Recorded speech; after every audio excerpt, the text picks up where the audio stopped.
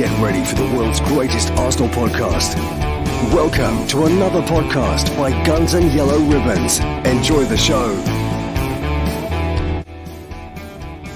Hello and welcome to another episode of Guns and Yellow Ribbons. My name is Fergus. It's a Monday night. We don't normally do this on a Monday, but myself and Trevor are off to Molineux on Thursday, so we thought we'd get this podcast in and locked and loaded and everything else, if I can say the words. We're looking at the Wolves game as a preview, and we'll have the Gooner debate talking about like the FA Cup shocks, Boreham Wood and a few other little bits and pieces. Joined by two guests, one who hasn't been here for a little while. Let me take that off the screen. One who hasn't been here for a little while, and we call him Big Steve, but not so much anymore. Steve, how are you doing? I mute myself. Yeah, no, I'm good. Yeah, still big, but not as big as I was. So yeah, I think it's still a while until that's gonna completely drop, and even then, I don't think it will. I think it will stay. But yeah, no, I'm good. You're looking well, looking fit, mate. That's the main Cheers. thing. Yeah. Scunny, good to have you here. I know you're having some problems with your microphone a minute ago. How are we getting on? Everything good? 1 minute. Trev, while he does that, while he sorts that out. Sorry, guys. Can you hear me? I can do now. Scunny, you okay? Yeah, I'm good. Thank you. Yourself? Yeah, really well, mate. Really well. Trev, as you know, it was my birthday on Friday, and I had lots of well wishes on both Arsenal Fans Forum, Guns and Yellow Ribbons, and on my personal Facebook page as well. And I got loads of cards and gifts and everything else. And my grandkids sent me a lovely card, and Joseph, who you've met, he's now 13. And he's learning a bit of banter, and but he thought kindly of me, and he said, "Wishing you a very happy birthday, Grandad. This might help with the greys." Well, he's got a point, hasn't he? He wants me to look like Mikel Arteta. I was going to say, is that Arteta on the box? For anybody on the audio, he's just sent me a box of speedy colour, natural black as well. I've never had black hair in my life. So anyway, guys, we're going to look at Wolves. Trevor, myself and yourself are heading up there, even staying, after loads of different confusion, we're even staying in the same hotel. Are you looking forward to Thursday night? Yeah, do you know what? It's been a long while, it seems, since we've had a game focus. So I'm looking forward to it very much. I'm looking forward to it more because we've got you and Terry and myself all staying in the same hotel, mate. So it should be a good night, and hopefully we'll be celebrating a good win. Just want to put that comment up again from Heath, Fergus, because our good friend Heath, who watches us all the time and listens to us all the time. I don't know if anyone's seen it, but Heath's nephew has been selected to play for England. I do apologise, Heath. I can't remember what age level it is, but congratulations to your nephew being chosen to play in goal for England. What a great achievement it is. That you must be a very proud man, mate, as I would be. Yeah, it's a very important game on Thursday, Fergus, for more than one reason. If we lose, it gives lots and lots of people to reflect, the opportunity to reflect on the recent transfer window in a certain way. And if we win, it sort of is the opposite. But either way, I think there's going to be lots of talk on social media. But looking forward, talking about the football, Fergus, looking forward to being back watching. Can't wait, mate. Can't wait. Yeah, it's been a long time. When was our last game? Burnley. That Burnley draw, and then it was Man City on New Year. So we've literally had two games in almost a month. Of course, with the FA Cup game as well, which we won't go into too much. Steve, what are you expecting from this Wolves game? Well, lineup wise, how do you see Arsenal lining up? There's not really much options there really at the moment. No, I mean obviously we lack option. That gives one option. I think it'll be the standard 4-2-3-1, sort of 4-3-3. There's talk that Martinelli might play up top and will play Odegaard and Smith Rowe in the same side. That'll be interesting. But I can see it being the same as the last couple of games. 4-2-3-1. I think Tomiyasu will be back. I think it'll just be same old from us. Maybe a couple of new faces on the bench, like youngsters. I don't know. Scotty, how are you looking at it? Like, we didn't talk to you too much about the transfer window as such, but the squad is. It's not the biggest squad going. We've got Ramsdale, Leno, we've got Cedric, Tomiyasu as right backs. We've got Ben White, Gabriel, Rob Holding as centre backs, Kieran Tierney and Nuno Tavares as the left backs, and then you've got the midfield and attacking lineups on there. That possibilities. How do you see it stacking up for us? Well, the squad's paper thin, but then again, we've only got 17 games to play, so. You could argue the case of we've only, a couple of injuries or a couple of red cards or something. It could put us in a bit of a dire straits. But in the sense of the transfer window, what can you say? At least we haven't just gone out and panic buyed. Season's gone past. I'm glad in that sort of sense we've got rid of a lot of dead weight in a lot of sense as well. A lot of these people weren't getting games. If they did get games, it was maybe 2, 3, if that. And then maybe coming off the bench a couple of times. So, you got to look at the wage bill. That's gone, that's gone down massively over this window, especially with getting rid of Aubameyang. I think it's paper thin, but then again, we've only got 17 games to play because we've got no cup runs. We're not in Europe. It is all or nothing trying to get back into Europe, though. That's the issue at the minute, and we need to really, really push for that. And to be honest, we've only got 2 more games this month as well. We got Wolves, the return leg on the 24th, and we got Brentford in between that. So there's a good 8 to 10 days in between. Yeah, this is the thing, isn't it? It's theoretically we should be playing once a week now, in theory. But obviously, you're going to have a couple of times where you're only playing once every now and again because of other cup competitions. So it works. It's in our benefit in some respect. And if you were to choose your preferred lineup of what we've got, how would you set up obviously Ramsdale in goal? I think the back four almost picked itself in the sense of Tomiyasu, Tierney, and then Gabriel and Ben White. Sorry, my brain went a bit blank there for a second. Ben White in the centre, in the centre of the defence. How are you setting up the midfield and the forward line then? I wouldn't change it too much from what it previously has been. As much as I hate to say it, Xhaka and Partey in there, with Xhaka being in there, is one of our most experienced players. Love him or hate him, we're going to need him in these 17 games, in fairness. So it's a case of obviously now it's time for him to step up a bit, and it's time to show, for him especially, it's time to show himself, put himself forward to show the faith that Arteta has had in him. Partey hopefully will come back strong, and of the forward lineup, I wouldn't change it too much than what it already has been. Okay, Trev, who are you keeping an eye out for on like the Wolves side of things as a key threat? They haven't got Traore; he's gone on loan to Barcelona.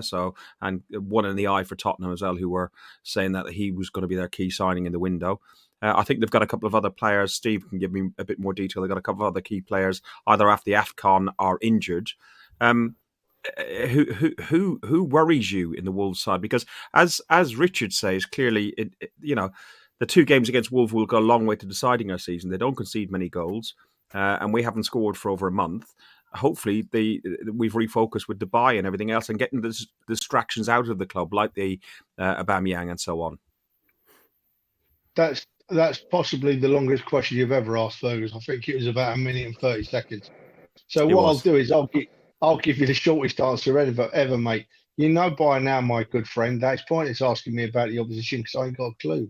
I don't give a damn about Wolves. I don't look at their football club. I wouldn't watch them play football unless they're playing the Arsenal. So I genuinely haven't got a clue who to watch out for at Wolves. I'm going up to Wolverhampton on Thursday and I'm going to watch the Arsenal.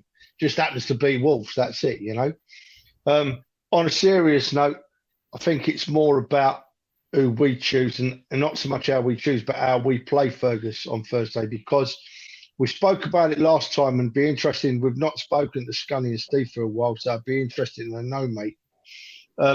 We know that we're capable of giving any side in this league a game. We've proven it this season. But we also know that we're capable of falling apart and getting beaten by clubs like Everton that have won one game in about 27 years. So it's more about us, Ferg, mate. It's more about how we turn up and how we play. Has Partey served his suspension yet? Is Partey available? Because he got sent off, didn't he? He had a 1-game suspension because it was two yellow cards. So he would have served that, has he? Yeah.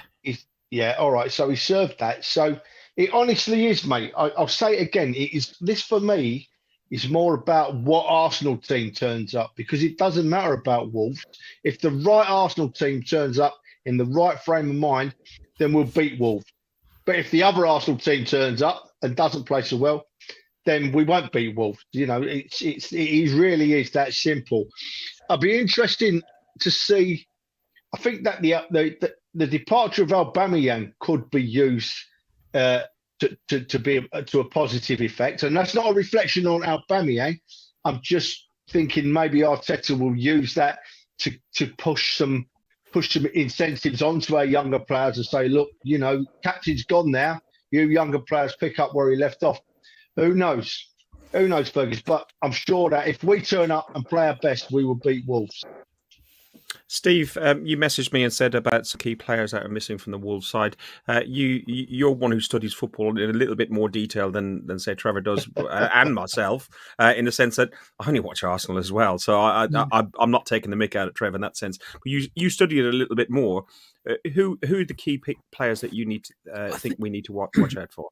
I think the thing with Wolves, I mean, they've been hit and miss this season, but they've been very much sort of hitting teams on the counter attack, and you know the pace of players like Hwang Hee-chan, Ramon Saiss, Traore, and I don't think either three of them are there. Obviously, Traore's gone, Hwang Hee-chan is injured, Saiss is not there. I think Podence might still be in the squad. I think Jimenez is back. I think he's fit. So I think against Wolves, especially if they're going to go with that back three, I think we've got to be compact and we've got to try and play it sort of, keep it through the middle when they're coming on to us, because they're going to have players like Moutinho and Neves, and they like to play the ball in the middle of the park. I think we've got to stay compact, soak up the pressure, and then use our players like Martinelli and Smith Rowe and Saka running between the lines, running between those three defenders, and sort of try and get something going the other end. But with Wolves, all depends on who's back. But normally, I think they're a pace. They're a pacey side, and they haven't got that. So I at the moment, it's kind of unknown territory, really. And we've not played a game for a while, so I just think keep it compact and hope that their players are out. And Mike, Smith Rowe has scored in his last 3 away games in the Premier League appearances for Arsenal, netting against Man United, Leeds, and Norwich. If he was to score on Thursday night, he'll be the first player since November 2015, and Olivier Giroud to get 4 away goals in a row. Can you see, first of all, Smith Rowe starting, and would he be starting in an attacking position, or do you think he'll be a little bit deeper because of Odegaard will be playing? Well, no, because I believe Xhaka and Partey are back out there for this game. Yeah. I can't see Odegaard playing deeper, so it doesn't suit him. Unfortunately, that will probably mean that Smith Rowe does make way. Smith Rowe, yeah, Smith Rowe It might will be make Smith way. Rowe. Yeah, it might be. Yeah, so I think he'll make way for Odegaard, and he'll probably end up coming off the bench. But if he scores. That's good for us, isn't it? More than anything else. Trev, our playing record against Wolves is not great. We've lost 3, including the 2 last season against them. We've won 1 away, which was in lockdown in July 2020, and we've drawn 1 at home. Are you confident tomorrow? You got Michael Oliver as the referee. You got Mark Scholes as the VAR and Lee Mason as the VAR assistants, and we shouldn't normally have to worry about them, but nowadays we seem to have to worry about the VAR assistants even more than the main referees. Yeah, indeed we do, don't you? You're so right there, Fergus. We do. It's not just about the referee on the pitch anymore. It's about our 3 sets of eyes, you know. So, but I'm not going to worry about the referees. I'm not going to let them ruin my enjoyment of our great game. Going back to the selection of our side, Fergus, I really want to see I want to see Smith Rowe, Saka, Martinelli, and Odegaard all playing on the same side. I want to see Lacazette give way. We talk about Lacazette, and Lacazette's a wonderful man. You know, he was on. I don't know if any of you boys see. There's a young lad that's been having a bit of trouble being bullied at school, and Lacazette has been on social media and is looking after him very nicely, and it shows the man for what he is. Lacazette, he's a lovely man, and he's genuine, and I can't say a bad word about him, and this isn't a bad word what I'm going to say now, but he doesn't score goals. You know, No, he doesn't score goals. So, as lovely a man as he is, and as much as I respect him, and I really do, I want to see a bit of a change up there. So I'd love to see Martinelli have a go through the middle. I really would. With Smith Rowe, Odegaard, and Saka, I think we've got nothing to lose now till the end of the season, and that's what I'd like to see us go with. And the only other thing for me is, we all know my thoughts on Xhaka. He's a time bomb. I'm not keen, and I'd love to. If Partey's playing, I'd love to see Lokonga play beside Partey rather than Granit Xhaka. But apart from that, mate, I think the lads are saying Tommy Yasu's injured. I don't know if that's true or not. So, if he is injured, Nobby and Heath have both said it. And, there's no pictures of him training in Dubai. Jack Wilshere has been training in Dubai, but not Tommy Yasu. It's very true what you say there about Xhaka and possibly him being a time bomb, and Mike alluded to earlier. If we do get a player with a red card or get a sending off, with the paper thin squad we've got, that does leave us quite open. And Xhaka is one of those players. We had a player previously who got sent off against Wolves, and we ended up losing, and that was David Luiz. Steve, do you want to talk a bit about that?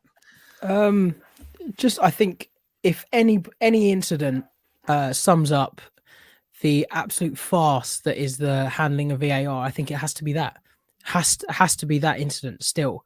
And what are we, about 18 months on? And still decisions like that are happening. And I mean, that game was awful, because that was the same game that Leno got sent off as well, right? I don't know. That was the same one when he came out and I think it may have been handball outside the area, and we absolutely capitulated. But as you say, the VAR, who's assistant and who's referee, and it's the whole thing from top to bottom is a joke. And I just hope that again, we don't see an incident like the David Luiz one, where it is clear and obvious what's happened, but yet VAR somehow see it a completely different way when they've got all the angles in the world and still get it wrong. And I think that's it. As long as we do our job on the pitch, we just got to hope that everything else, goes our way. But David Luiz, I mean, there's not really much else to say, but that incident, it's, VAR is still happening. Those incidents with VAR. So, yeah. It was this. I'm just going to bring up on the screen here. It was this. This touch on here that Luiz got a judge for taking down contact in the box, which was absolutely. I remember it now. It was absolutely ridiculous. And you are right. It was the same game that Leno got sent off for handling the ball outside. How many times do we see young Saka get absolutely bodied in the box? Without even like contact on the ball, like big, but it's a fair challenge because it's shoulder to shoulder. What, a 6'4" centre back absolutely hurling into the back of a 10 stone 20-year-old. Like it's unreal how that can go, but yet that incident is seen as a penalty and a red card. Yeah, over time, Mike. Over time, our stats against Wolves are quite good. We've played them 14 times. Where we've had 3 draws, 8 wins, and 3 at home, 5 away. So in theory, we should be the better team. Bruno Lage has been named manager of the month for January because he won 3 games, the 3 Premier League games for Wolves in January. What do you make of Bruno Lage as a manager? Do you know much of him? No, I ain't got a clue. Good man. Same. In all honesty, mate, I'm with Trev on pretty much everything that he says with it all. I concentrate on one team, and that's my team. Couldn't really give a. I just concentrate on stuff like that. I couldn't really give a, if I'm being honest. But you know what we're saying about red cards and stuff like that and everything else. You know, you got to look at the games that we have played recently, and we've played really well. And I know there's a lot of people, you know, slating Xhaka, and I know we've all got our opinions on him. I don't personally like him. But if you look at the games that he has been in the games that we've really needed him the most. And that is, he was in the game against Man City when we went down to 10 men with Gabriel going off. You know, I do believe he was in the game with Liverpool as well when we was playing. It was 0-0 in the cup draw, League Cup. So I know there is, obviously, it's not just him on the pitch, but we're going to need players like that. And just to discuss as well with Martinelli, I know there's a lot of people wanting Martinelli to go up front. I just do not think he's that type of player. He is a type of player that's going to be running into the box from the left-hand side or the right-hand side. He is not. I don't think he's going to be an out-and-out striker. I think as he ages, he might become that out-and-out striker. But at this time, he's not. He's not that type of player. You can see very much Henry in some of his runs, the way he comes in from that left-hand side. I spoke with somebody at the ground. Sorry, what's that? No pressure. No pressure whatsoever. No pressure at all. And I spoke with somebody at the ground against Burnley when they said, "Oh, should we put Martinelli up top?" And I think on this podcast as well, I said it, and I just think in a 2 he might work.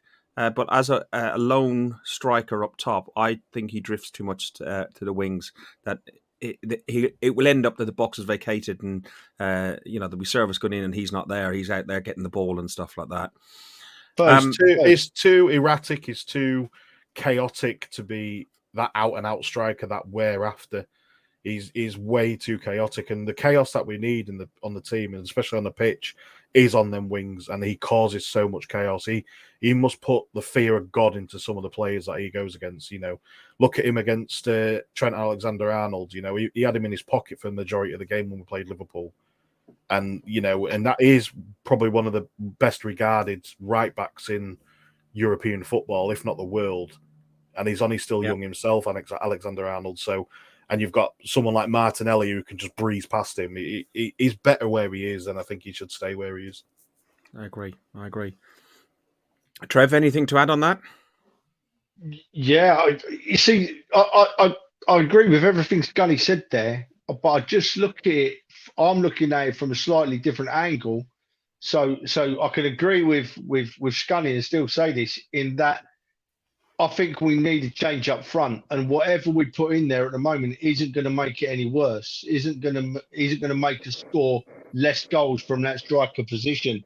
So when I say about sticking Martinelli in there, I'm thinking we know he's a great player. Let's give something different a chance. You know what I mean? Scully's right. Fergus, you're right. He does make loads. He's done brilliant on the left coming in, but I think we need to change that striker position if we're gonna. See, and what makes me say that even more now is that after the transfer window and not buying anyone, we haven't got anyone really to bring in there. We've got Eddie Nketiah and Alexander Lacazette, right? Who, with the greatest respect to both of them, couldn't hit a barn door from foot out at the moment, right? So what I'm saying is put someone else in there, give them a shout, even if they've never done it before. It ain't going to get any worse, you know. Well, Bielsa had Pepe as a centre forward when he was in France before he came over to Leeds. It wasn't that successful, but maybe he was scoring more goals than Lacazette's scoring right now.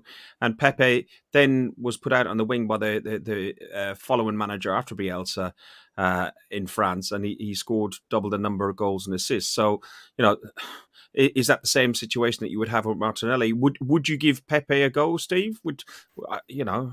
The Pepe discussion. I mean, that I see that a few people mentioning that on Twitter, and the one time that Pepe has played as a centre forward was, I think, early last season against Liverpool, and he absolutely tore Van Dijk a new one.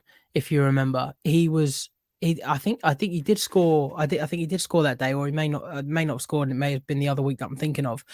but he had Van Dijk on toast, and there was the stat going around that he's the first person in 30 odd games to successfully 1v1 dribble past Van Dijk. And the thing with Pepe, if he's up against players in the middle, he hasn't got that option to cut inside on his good foot or try and take it past or have the skill. He has to do something there and then.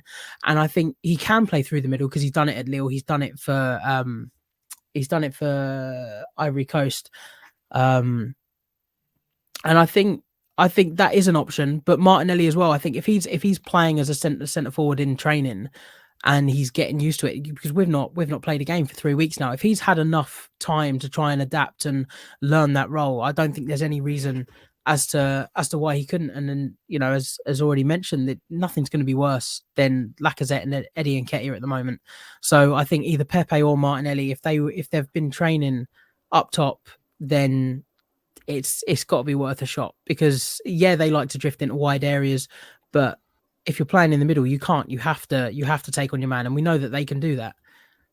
Myself, I don't think it's any secret. I'm not a huge fan of Pepe. I think he's very one-dimensional for the Premier League. He's a talent. He's an elite footballer and everything else. I do just find him a little bit one-dimensional for maybe our club more than anything else. But I do think, this is his last chance. He's in last chance saloon. I don't think he wants to stay with the club. I think he wants to go in the summer. And I think he's probably one of the few, not rotten apples, but he's definitely one of the few players that is not buying into the process as such. Trev, there's a question in there by Lowski73, and it follows on from what you said at the very start, that, should this result go the right way, it will quieten people down about the transfer window. Should this result not go the right way on Thursday, it could bring out noises from people saying about the transfer window, the manager and everything else. And sorry, you can pop it up. Could the season be over on Thursday? Is this good enough, or should we just keep accepting dross? To answer the question, Dross is a big word. We're not dross. We're not dross. We're far from dross. For me, the season's never over till the last game we play. Whether we're playing to finish 15th, 5th, 2nd, or top. Every game is important to me as a fan to watch. But I get what Lowski's saying, right? It's a funny old season. So if we get beat on Thursday, no, the season isn't over. Not at all.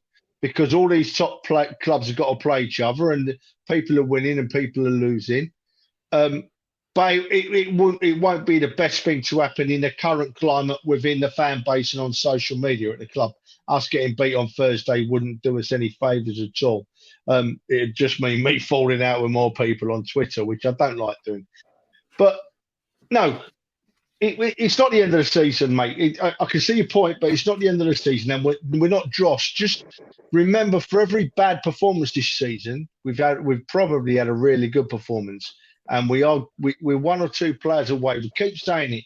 We are one or two. You stick a top striker up top of the Arsenal foot at the moment, and you stick a really dynamic, playmaking, deeper midfielder in there. Someone like maybe even, I'm not saying we should buy him, but the style of a Kante, and then we've got a top team on our hands at the Arsenal. We're not far off. We're certainly not dross. We're not top notch, but we're not dross, and we're not far away. You see, I just want to dwell for a minute. We do it nearly every bloody podcast, Fergus. We can't keep off it.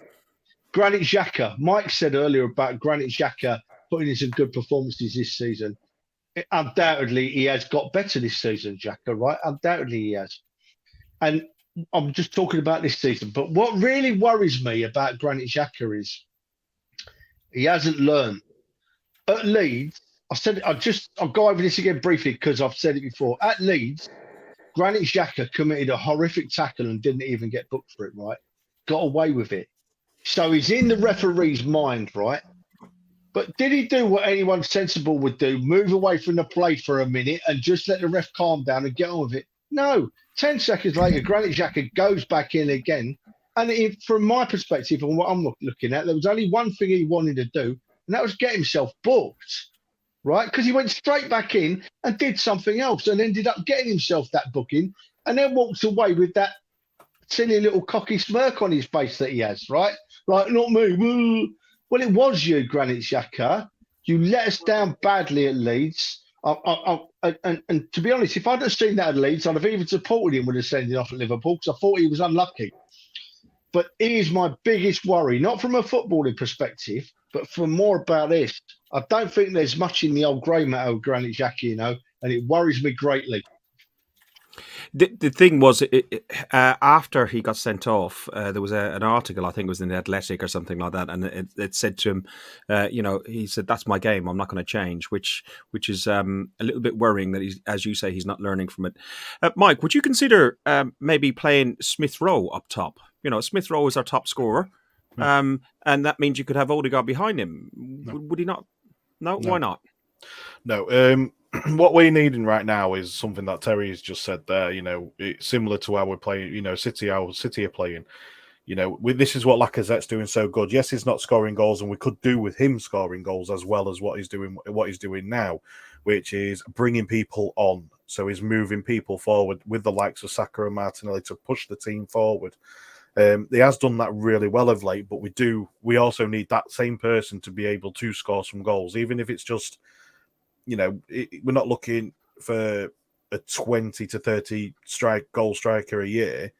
We need someone who's going to get that 15, as well as bringing in Martinelli, who can get 15 goals, and then bringing Saka, who could possibly get. You know, we need that type of player because that seems to be the way we're playing at the minute. And we tried to get that striker. We tried to get a decent striker, in all fairness, in Vlahovic. We just couldn't get him. He wanted to go to Juventus, which is fine. That's what he wants to do. That's up to him, you know. But we haven't gone out there. We haven't been stupid. We haven't bought that, third or fourth rate striker who's just to bring in and keep people happy. Just to pay what £350,000-400,000 a week to that second rate striker who's never going to score for us anyway. You're going to do exactly the same as what other players have done in the past. You know, to answer that question as well, to answer something that Trev said as well about Arsenal fans and doing this, that, and the other. Look, at the end of the day, you're damned if you do and you're damned if you don't if you're Arsenal at the minute. So it doesn't matter what you do. You could win against Wolves and then you could draw next week. It's going to be, the transfer window was absolute shambolic. It's a nightmare. I'm going to cry on Twitter and everything else. It doesn't matter what you do. You know, you're damned if you do and you're damned if you don't. Someone's always going to start roaring or someone's going to start crying on the camera. Someone's going to start kicking off for no reason. It's pointless. You know, that's all it is. It's pointless. You're not helping matters. Absolutely. You're not doing anything. You're not doing anything productive. So why do it? You know, it's as simple as that.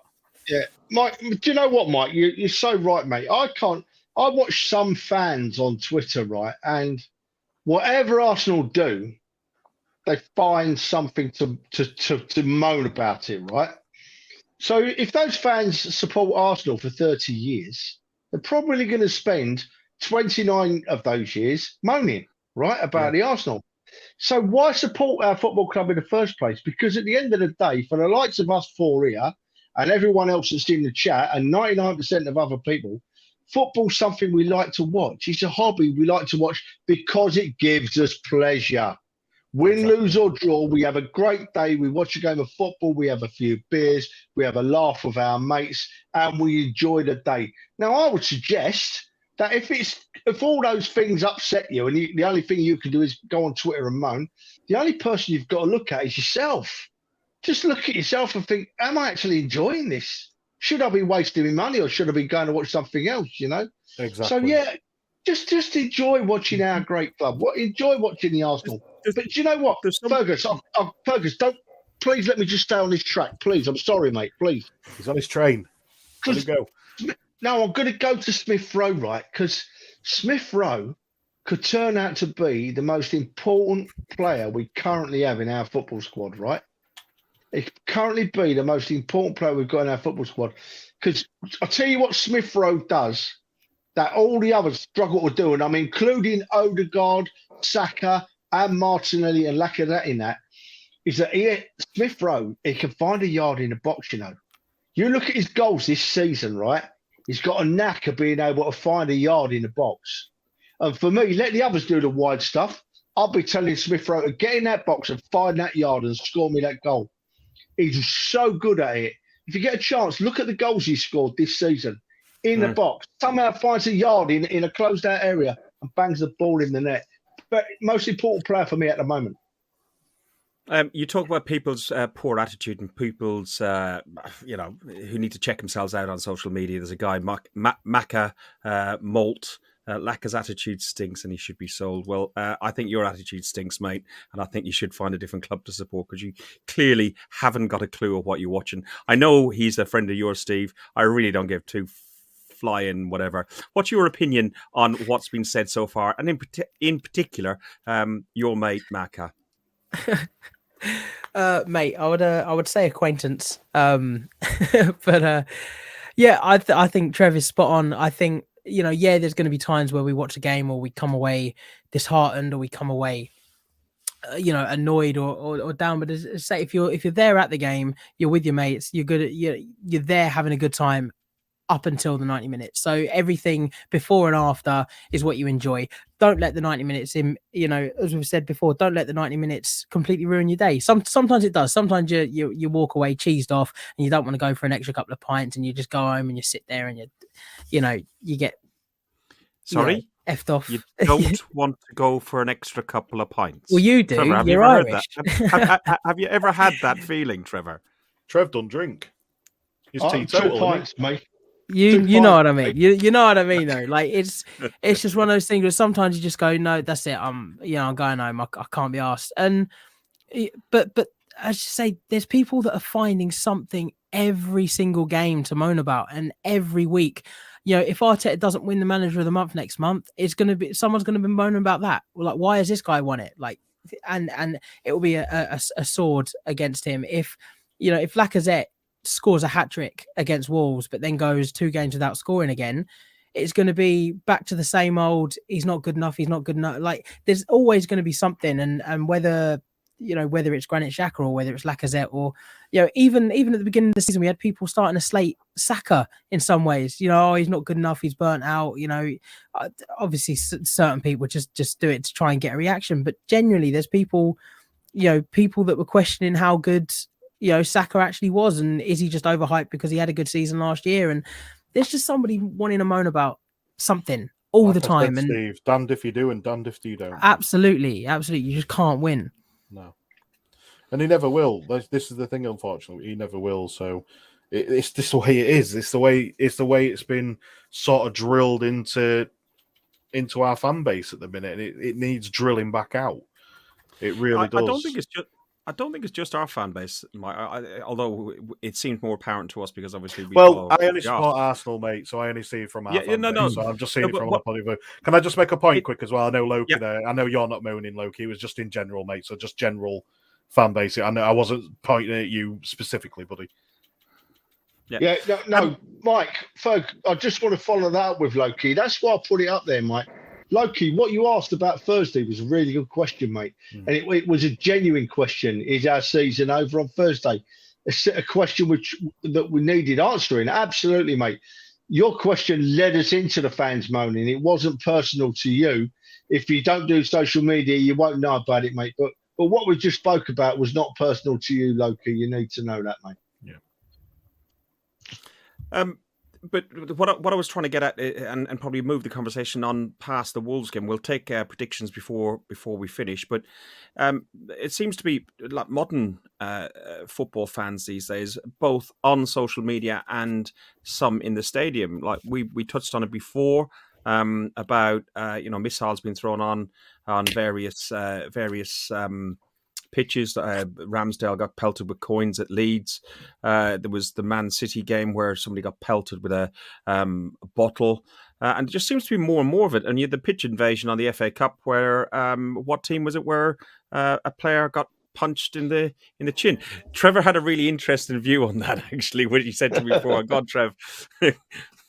I don't condone what that fan did. Far from it, right? It's stupidity. It's out of order, and he deserves what he gets. But what made me smile was the fact that he from what I saw, he landed with a real good left and a real good right on 2 of the players, and the players stood up and wanted to fight him.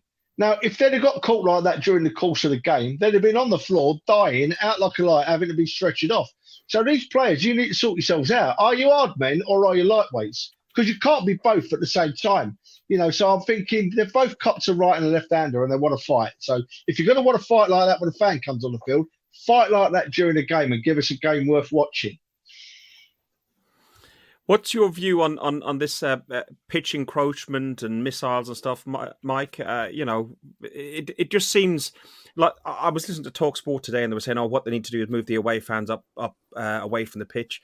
But it's not just away fans. I was at the League Cup game against Liverpool at the Emirates the other day, and there was two idiots, Arsenal fans, who were out of their head and all sorts of stuff and running on the pitch thinking they're hilarious, getting a fat Stuart chasing them and fall over, which is funny. I think it's just the way it is, isn't it? You can't just blame away fans because, like you said, with Ramsdale, it was the home fans doing it. So you can't blame away fans. It's just, I think it's just football. It's when it gets heated. Everyone has a few tipples or two. It's how it is. It's never going to change. And by moving the fans away from the pitch, like they have done, for instance, if you look at them Olympic stadiums where you have an Olympic track in between, it just ruins it for me. You want to be up close. You want to be up close and personal with your team. You want to think that they can hear you.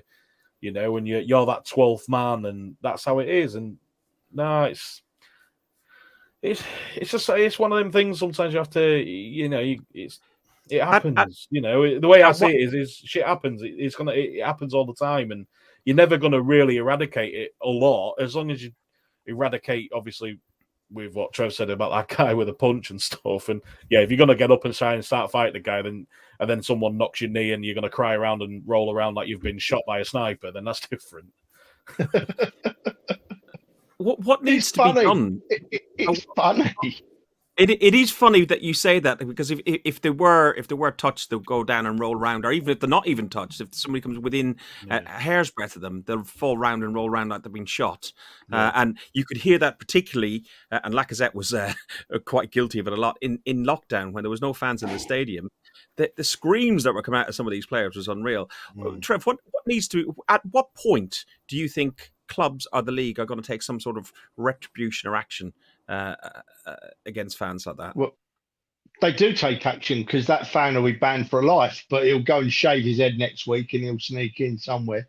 So they've banned him for life, and he'll appear in court because encroaching on the field of play is a criminal offence now, and he'll get fined, or he may even get a short spell, I would think, because he's actually connected with. So it'll be assault charges. But what can the clubs do about it? The clubs can't put. We don't want fences around the grounds, because we all know what fences around the grounds do, and we don't need to dwell on that. The clubs put announcements out. The clubs have stewards everywhere. The clubs ask fans not to go on the field, and it's been made a criminal offence. The only thing that clubs could do, and once again this would ruin the game, and I don't really want it to happen, is that they can say to their players, much like the referee did to the Arsenal players at Leeds, don't celebrate in front of the wrong set of fans for too long, and don't goad them. And to be honest with you, the biggest culprit of doing that right is our mate Jamie Vardy, who likes to score a goal against the Arsenal.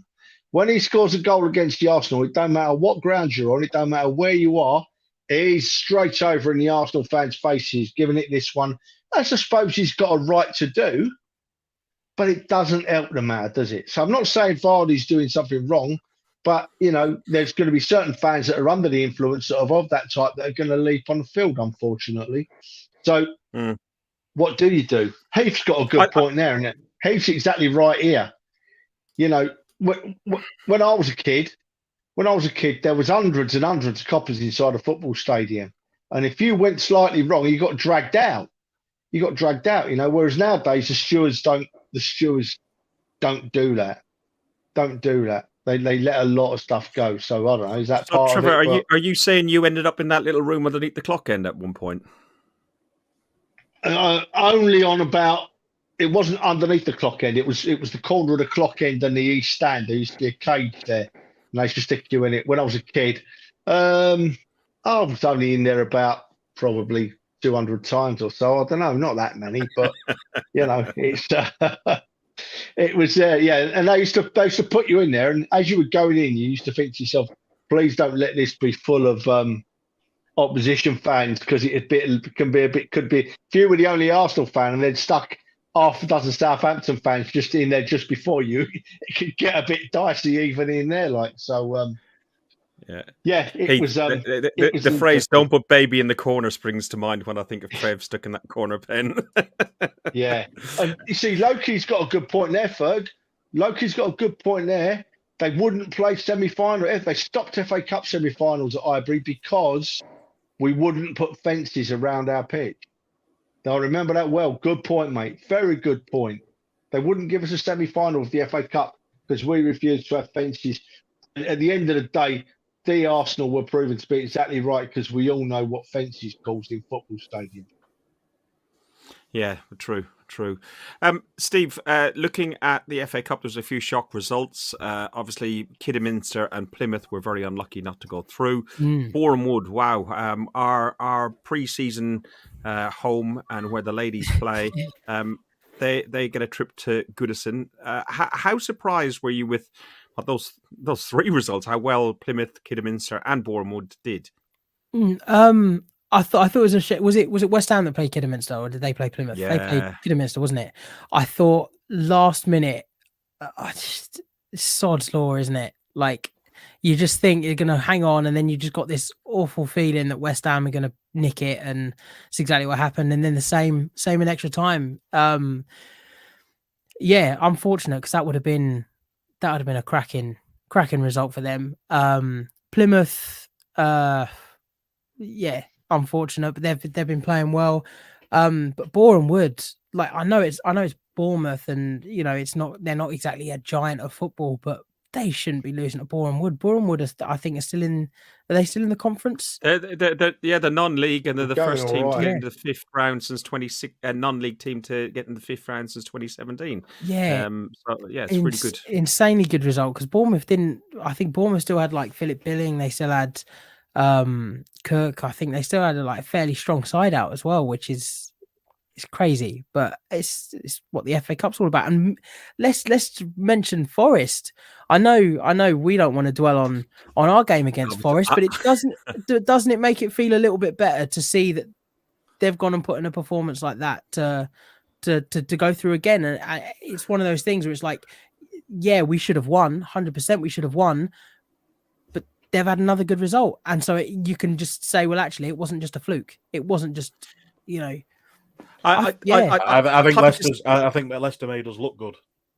Yeah, I was going to say, being up there watching the Forest game, Forest weren't great. Spence was good, and he was very good again yesterday. Yeah, but Leicester were pretty poor. But talking about the Forest game, Mike, are people calling for Brendan Rodgers' head right now at Leicester? You're close to that area. Do you hear anybody up that way calling, or have you read anything or heard anything on the radio? Than what I am. Probably, actually. Leicester, yeah, Trev's closer to what I am. Leicester, do you hear out, Trev? Don't listen anyway. Don't care less. Exactly. You're asking the wrong people here, Fergus. No, my point being is, if Arsenal lose to Forest in the third round of the FA Cup, media, social and audio media and everything just melts. Easy targets. Yeah, very much. That's all it is. Easy targets, and they've made, and that's that part of that fan base that's made us easy targets. And to be honest, it seems like the FA Cup could be one for one of the smaller sides like the West Hams or somebody like that, that could actually go all the way, because you got Manchester United are out of it. There's quite a lot of the bigger clubs. I think Everton. Everton are probably a good shout, to be fair. I think the league, as long as they can sort of stay up and survive in the league, I think they're going to put a lot into the FA Cup as well. I think they had a good win. Guys, the Wolves game then. So I'll start with you, Steve, just before we finish up. What is your score prediction for the Wolves game? 2-0. 2-0. Scunny? 2-1. To Arsenal. 2-1. Are we going 4-0, Trev? No. 6-0. I'm going 1-0 to the Arsenal. the Arsenal. 1-0. That's all I ask. That's all I want. I just want us to win Thursday so badly, for not just winning the game, just looking at the bigger picture. We need to have a win. But you moved on before I had my chance to say about these FA Cup results. Ferg. Plymouth, yeah, they did really well. That lot that Kidderminster that West Ham beat was so unlucky. But the one I watched, that caught my attention was Boreham Wood, and it was talking because we're fans. So talking about fans, Boreham Wood took 1,400 fans to Bournemouth, and a credit to the club they were. But they only get average home gates of about 900 at Boreham Wood. So where's the rest of them at the home games? They need to be going down and supporting their club and looking after them. But as for first, I'll take a 1-0 Thursday night, Fergus. I'll take a 2-1. I'll take a 3-2. I'll take a 4-3. I just want a win for our great football club. Likewise, I'll take a 1-0. Tickets are in hand. We're going to be in the Blue Brick at some point, I expect, which is the away pub. Trevor's going to be bringing his wallet. Christ, it's going to be a momentous day that he's going to buy a beer. I won't be anywhere near the Blue Brick, the away pub. I've got my good mate Terry and my good mate Fergus in the same hotel having a few beers with me. So the only thing that's going to take a hit is my wallet, because both of you two, you could be twins. You've both got the short arms and the long pocket syndrome. So I'm looking forward to everything apart from having to spend a load of money buying you 2 beers. I'm looking forward to it. It's just going to be great. See all that dust come out of your wallet. It'll be absolutely fantastic. Right, boys. It's been a short one. There's not a lot to talk about because there's been so many weeks off of football. Scunny, Steve, thank you very much as always for joining us. Let people know where they can find you if you want, or we can move on, whichever you want to do. Yeah, just at Big Steve 2 E's on Twitter for me. It's the best place. I get about. I'm just like a homeless person. I pop up everywhere. I'm not happy with that, Stevie. I'm not happy with your Twitter handle. You need to give yourself a credit. I give myself credit, but I'm still very much big. I've lost a lot, but I'm still very much big and will be for a little while longer. And I'll always be Big Steve. I think that's it. But maybe embrace it, mate. Embrace it. Yeah, fair enough. That's it, mate. Embrace it. I appreciate it. Thank you. But then again, if you're losing it, you're losing it. Still can be called Big Steve. You can also regions, can't it? It will become truly ironic. Like it'd be like a baby's arm holding an apple. Yeah, like Little John, innit? Little John, he was a big fella. Exactly. Just very true. Fergus, just before we go, I've got to just say about, because Ben Bennett's in the chat, 19th of February after the Brentford game, the Riders of the Night are playing live in the Arsenal Tavern. If you want to get yourselves in there and listen to a group playing Arsenal songs most of the night and a load of rowdy people in there singing Arsenal songs, proper Arsenal fans, get yourself down to the Arsenal Tavern after the game on the 19th. That one. It will be an absolute top night with top people. Eyes right, skin back tight, as they say. And I can't sing the rest on a family podcast. Boys, thank you very much. You have been watching an Arsenal podcast by Arsenal fans for Arsenal fans. Only one last thing to say. Up the arse. You've been listening to Guns and Yellow Ribbons, an Arsenal podcast by Arsenal fans for Arsenal fans.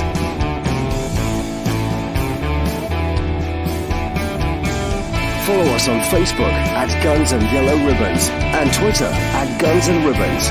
And remember to rate and review us too.